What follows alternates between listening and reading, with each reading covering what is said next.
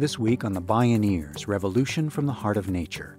It was a culture that at its root was a we culture. How do we undo the homeless culture and come home where it's we again? I'm Neil Harvey. It's betting big on a dream, coming home to a we culture with Tribal Chairman Greg Sarris on the Bioneers.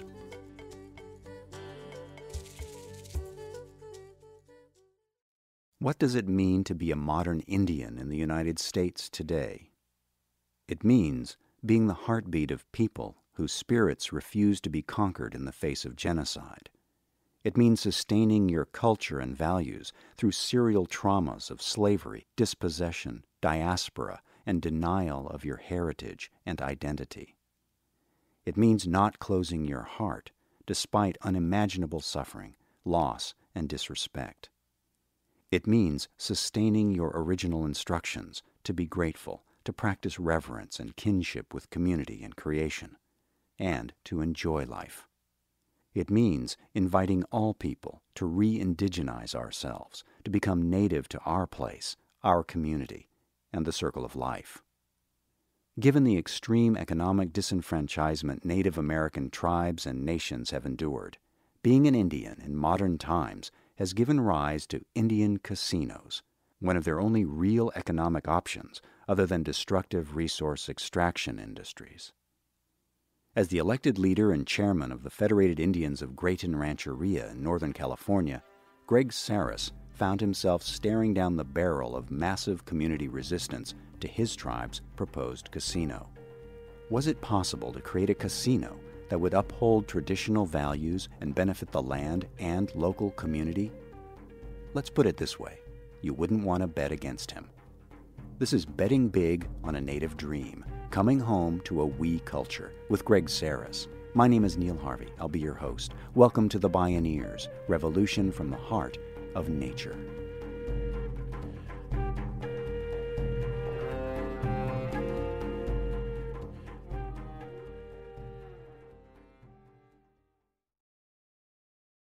Pre-contact, there were more indigenous people in Marin, Sonoma, and Lake County than there was anywhere in the New World outside of the present site of Mexico City, which was the Aztec capital.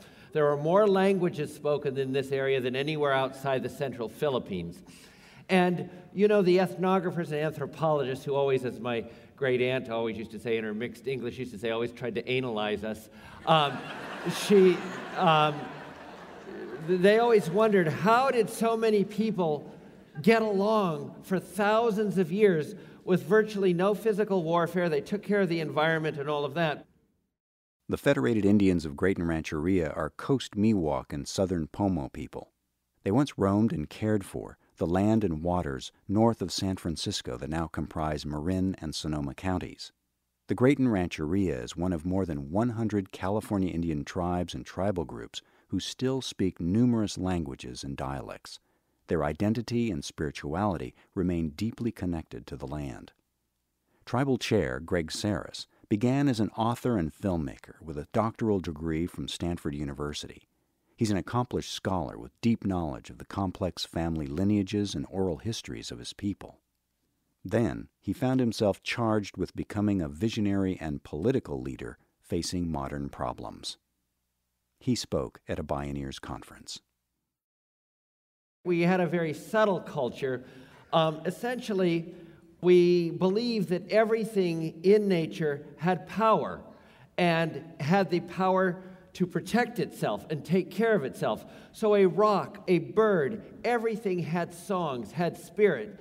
And if you violated that spirit, it would come back on you. And so what that did is you were constantly reminded that you weren't the center of the universe, you were part of the universe. You were constantly decentered as a knower, always questioning, wondering, because you didn't know.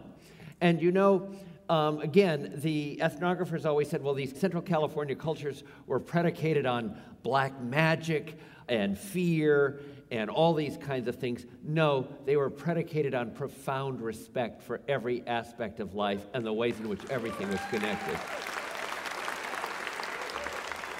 You know, the Europeans, the Spanish, when they came here, of course, they had a great debate whether we were even worth converting.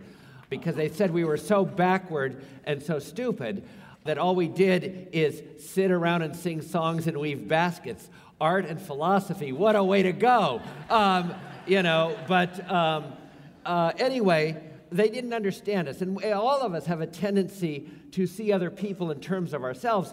And the Europeans always thought that the plains cultures were the most sophisticated because the plains cultures manifested the things that the Europeans valued most, organized warfare, right? They had that. We were much more subtle. You just dropped dead the next day. And the Europeans didn't understand subtlety. They're still working on it. California Indians enjoyed an abundant land. They didn't need to fight over it. As hunters and gatherers, they moved with the seasons and traveled light. Each new season was welcomed through ritual and song. Through storytelling, elders passed their history to the next generation. This was a culture that embraced everyone and everything. Greg Sarris. Basically, it was a culture that at its root was a we culture. We with one another, we with everything that was here. And it was a culture that I want to call a home culture. We were home. We were safe. We were connected.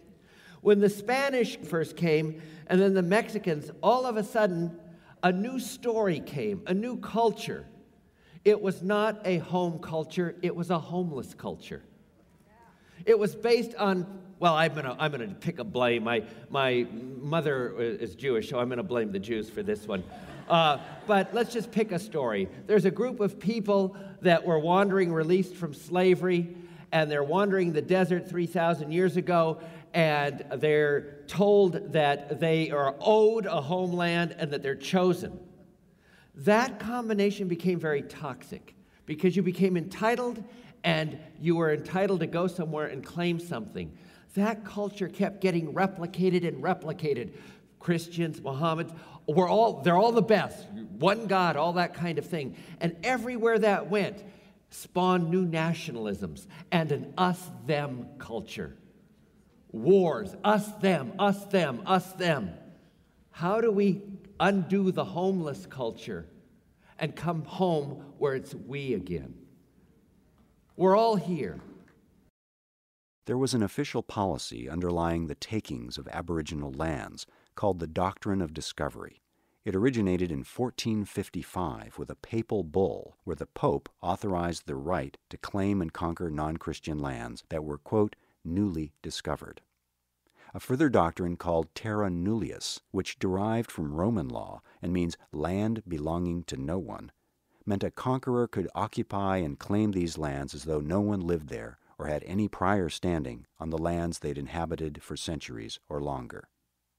Waves of colonial powers systematically used these doctrines to colonize lands belonging to long-standing sovereign and indigenous nations. The Spanish came, put us in missions right here. Then the Mexican period came in, the Californio period came. That group of Californios, Vallejo and those folks, established one of the most elaborate slave trading systems that we've seen, where they took all the men, mostly the men and boys, and traded them as far away as Mexico from here and kept us as slaves. Then, of course, the Bear Flag Revolution came. California became a state. The first piece of legislation that the state of California enacted was the Act for the Government and Protection of Indians, which legalized Indian slavery in the state of California. That law was not repealed until 1868, 3 years after the Civil War. So that here, Indian children were being sold and taken and raided and all of that. Then, after that law was repealed in 1868, we became, in fact, indentured servants on whosever land we were on, and hence you began to get the term rancherias around. And that went on around. We were not citizens, as were other American Indians, until 1924. That meant a girl here, and we didn't have, especially in this area, the Coast Miwok didn't have reservations or large groups of people. We had to hide the best we could. But remember, if you're not a citizen, you can be raped or tortured, and you have no recourse in the courts. That was a situation for those of us who were Indian people here until 1924. My grandmother was born in 1910. So, again, it was a very difficult history. At the turn of the 20th century, early part of the 20th century, all of a sudden, more people moving into California, more people moving into this rich area, and so forth. They began to say, what are we going to do with these Indians? There's groups of these homeless Indians. They didn't even call us by tribal name or anything like that. They called homeless Indians. So the federal government created the California Indian Rancherias for the so-called homeless Indians of California. And what they did is they created little groups of land, and they said all the homeless Indians go there. So in our case, for instance, this is the actual legislation. For the homeless Indians of Tomales Bay, Bodega Bay, Sebastopol, and the vicinities thereof will go to the Graton Rancheria, 15.5 acres, and become a de facto tribe. Now, it could have been any American Indian who was in the area, homeless Indians, but it was de facto a tribe, became a designee for that rancheria. Adding injury to injury, in 1958, the United States found a way to swindle Native Americans out of even the small tracts that had been left for them. During this termination period, it was U.S. policy to terminate the rancherias by enticing individuals with private land ownership. That's what happened on the Graton Rancheria. So they come in the summer, in August of 1958, and there's 3 older men on the reservation, none of whom understand the law very well, and the rest of us are out harvesting pears, because that's what we were doing that time of year. And they said to these 3 older gentlemen, would you like to own your land? Well, to 3 older Indian guys, that sounds really good. So they said, sign here. And by signing there, unbeknownst to these guys, these older men in our tribe, we lost our sovereignty, we lost the tribe, we lost everything that we had as an Indian people, what little we did have. But in 1992, the tide began to turn for the Coast Miwoks. Greg Sarris had been working as an assistant professor at UCLA, but he decided to come home to help a burgeoning movement to restore tribal recognition. For the first time in 40 years, families associated with the Graton Rancheria came together and shared food, photos, and stories. They began to restore their kinship and identity. Then they decided to organize. For 8 years, we fought, and finally, I drafted language for a bill to get us restored. President Clinton signed that bill finally in December 2000, 2 weeks before he went out of office. And to date, we're the last tribe in the United States of America to be restored by an act of Congress. So, Tribal status gave the Graton Rancheria autonomy and pride. It also afforded them the ability to reverse centuries of economic dispossession. The obvious but controversial choice was to build a casino. Gambling would mean real money. But would the casino threaten the land and the character of Native peoples whose identity was defined by respect for the land? And how would their non-native Sonoma and Marin County neighbors react? When we return, Greg Sarris confronts the real-time clash of civilizations that modern Indians face every day, and he dreams big. This is Betting Big on a Native Dream, coming home to a we culture. I'm Neil Harvey. You're listening to the Bioneers, Revolution from the Heart of Nature.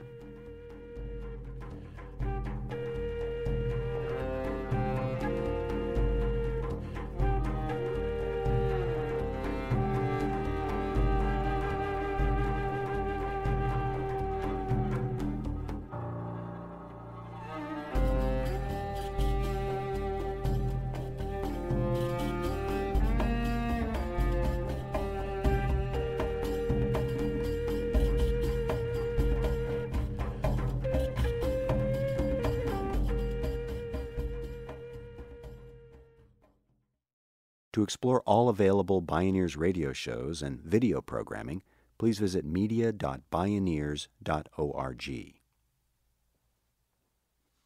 Once the Coast Miwok people won their tribal status, they faced a daunting new challenge. Building a casino could bring great wealth to the tribe, but threaten their culture and create enemies in the community. After long deliberations, Tribal Chair Greg Sarris saw the casino as a breakthrough opportunity to bring his people and everyone back from a me to a we culture. The last thing I wanted to do is get involved in something like a casino. I mean, I'm a nerd. I write books. I read books. So I thought, okay, can we do something that would benefit Indian and non-Indian alike? Is it possible, is it totally antithetical to somehow use this to create a home for all of us? Is it somehow possible to create the old ethics and aesthetics of place where we not only become keepers of the land, but are reminded that the land keeps us? Okay? Is this possible? It seems strange. Well, I knew the folks, our tribe, our council wanted to go this direction, so I knew that we had a lucrative location, and I knew I'd have some power. So I pulled that power. All the casino operators were interested in talking to me, of course, and folks, it is strange world. I mean, you know, these money guys, all the things you've heard are true. Anyway, they come, and given the location, I created a cockfight in my living room. And I had them all there, and I said, I want 100% control of the development board. I said, I want to build it and run it union so that the maids and everybody else have medical, dental, and retirement.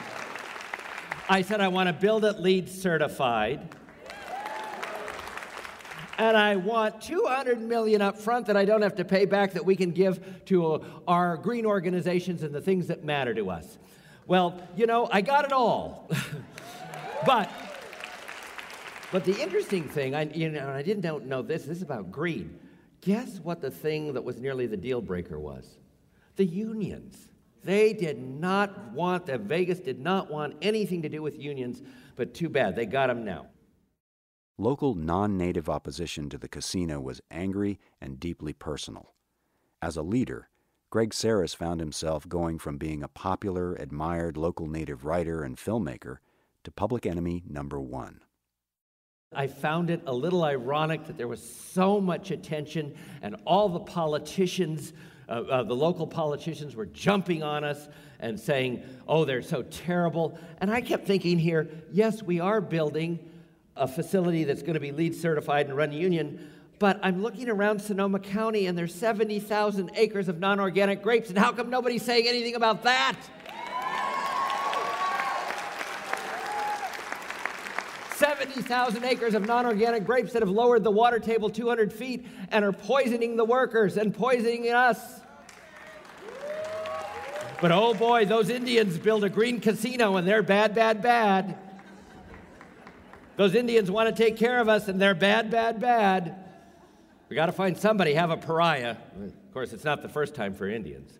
You know, it's interesting. It's interesting. There's been two prevalent stereotypes of the American Indian. When we're defeated, you love us.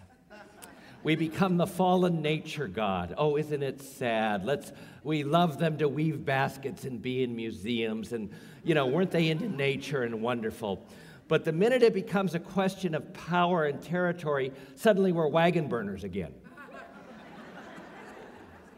So when I was making movies and writing books, I was native son in Santa Rosa. When I come back and I'm leading this casino thing, all of a sudden I'm the devil. I'm not Indian, I'm not this, I'm not that, I want to make money. Folks, I have a job. So it was an ugly thing, but we said, take the high road, take the high road. Of course, as one of my cousins said, Greg, I'm so tired of taking the high road, I've got a nosebleed. But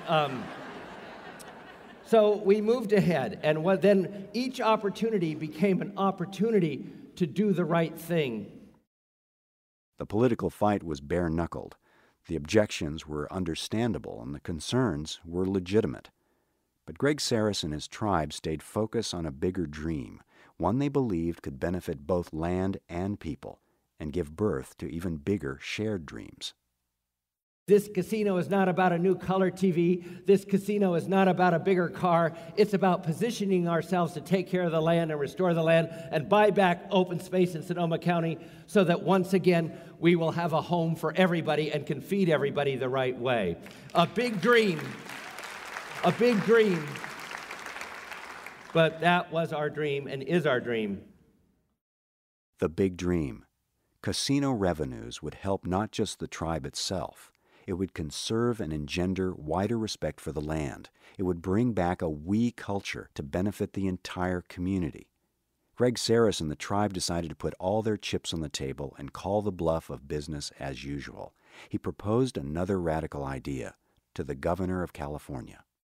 All the tribes that have gaming, they have to give up roughly 15% back to the state. So I said to the governor, you know, you can't give money locally anymore, much money. Why don't, instead of that money go to you, why doesn't it come back to the local community? And it's a win-win for everybody. But I also thought, but I want the tribe to have control of that, to say how it's used, so that when it comes back, supervisors don't pay for pensions with it. In an unprecedented move, the governor agreed. $25 million a year from Graton Rancheria will go to the parks and open space, land space, every year.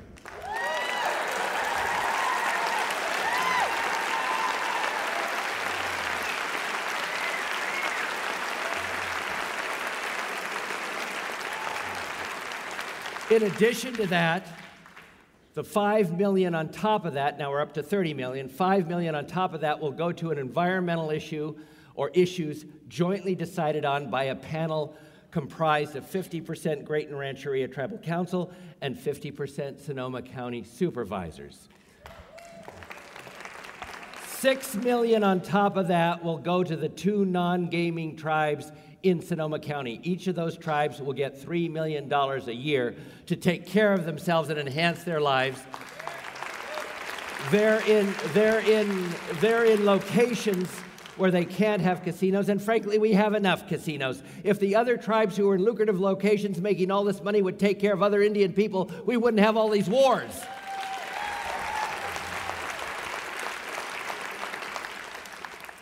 $2 million to Sonoma County Indian Health then on top of that. So Sonoma County Indian Health Project that serves Indian people will get $2 million. $12 million then will go back to the state for the other non-gaming tribes in the state of California. And then anything above that will again come back to Sonoma County for environmental issues to be jointly decided on between the tribe and the Board of Supervisors.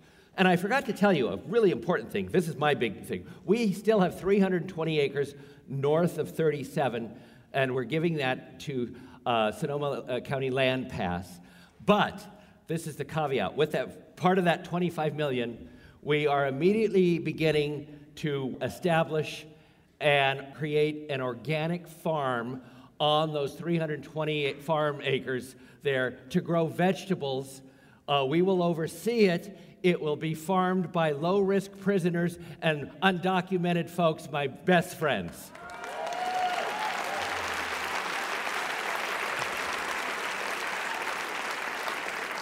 And the vegetables that we grow will be sold in low-income neighborhoods at cost, so that the Latinos and others in those low-income neighborhoods can be able to get the kinds of vegetables that the rest of us buy at Whole Foods or other places. So again, that's something I'm very proud of, and that we're going to go.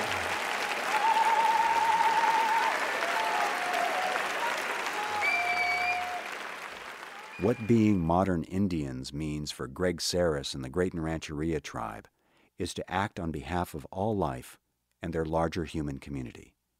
At the same time, they're growing stronger and reestablishing their cultural ways in a contemporary context, and in the process, they're serving as pathfinders for the rest of us.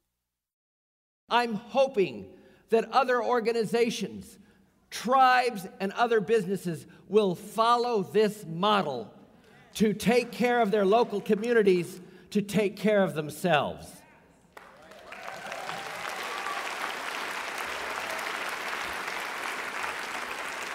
And in closing, when I began this revenue share with the counties and everything, some of the leaders from Southern California, those wealthy tribes, called me up and say, Greg, you know what your problem is? You're half white. You don't understand. We don't owe the white man anything. And I said, yes, we do. And they said, what? And I said, a good example.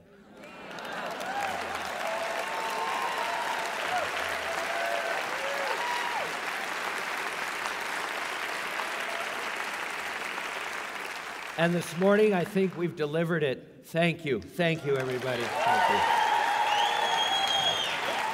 Thank you. Thank you. Thank you. Thank you. Thank you. Greg Sarris. Thank you. Betting big on a dream, coming home to a we culture.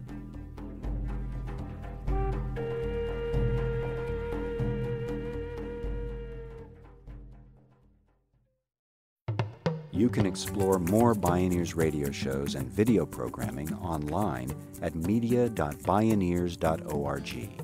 For information on attending the National Bioneers Conference and Bioneers events in your area, please visit bioneers.org or call 1-877-BIONEER. The Bioneers, Revolution from the Heart of Nature is a production of Bioneers and Collective Heritage Institute. Executive producer, Kenny Ausubel. Written by Catherine Stifter and Kenny Ausubel. Senior producer, Neil Harvey. Managing producer, Stephanie Welch. Production management and station relations, Kate Hunter. Distribution is by WFMT Radio Network. Our theme music is taken from the album Journey Between by Baka Beyond and used by permission of Hannibal Records, a Rykodisc label. Additional music was made available by Colin Farish at canyonrecords.com. For more music information, please visit media.bioneers.org. The opinions expressed in the Bioneers Revolution from the Heart of Nature radio series are those of the presenters and are not necessarily those of Bioneers and Collective Heritage Institute, the underwriters, or this radio station. My name is Neil Harvey. Thank you for listening.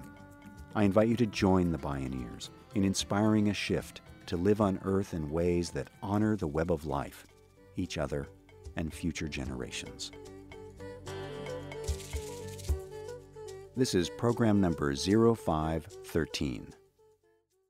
This program was made possible in part by Organic Valley Family of Farms, organic and family-owned since 1988. Visit organicvalley.coop.